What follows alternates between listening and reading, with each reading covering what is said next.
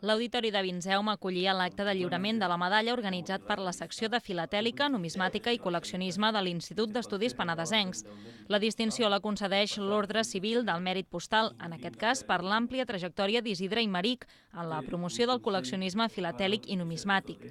Aimeric va començar a col·leccionar segells als anys 40, tot i que l'afició li va venir pràcticament per casualitat, uns anys abans, en plena Guerra Civil.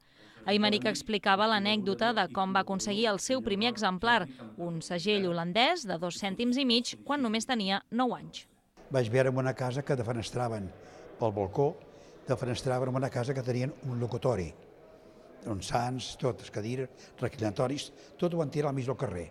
I a més van tirar molts arxivadors i papers i cartes i van passar al mig del carrer, van regar amb gasolina i van tirar foc.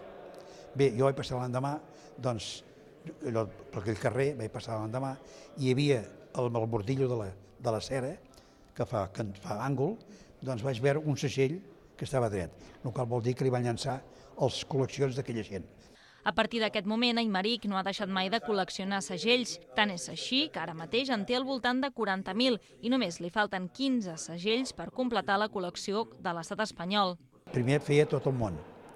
Tinc tot el món, doncs potser dec tenir uns 30 o 40.000, no sé quants, tot el món. I després doncs, vaig començar a despertar-me, que ja en venien masses i tenia de buscar-los. Vaig buscar, fent a més, llavors, fer els del país de Catalunya i després Espanya també.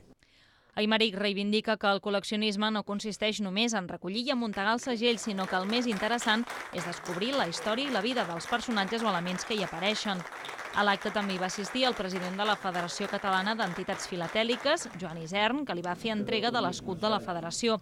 Per la seva banda, Josep Plans, responsable actual de la secció de l'Institut d'Estudis Penedesencs, el va obsequiar amb un quadre on es pot veure el primer butlletí que va fer el mateix Aimeric sobre la secció de filatèlia de l'Institut d'Estudis Penedesencs. L'alcalde de Vilafranca, juntament amb Joan Isern, li van fer entrega del diploma de la medalla, mentre que el president de l'Institut, Ramon Arnabat, i Joan Soler Bordes van glossar la figura i trajectòria d'Aimeric.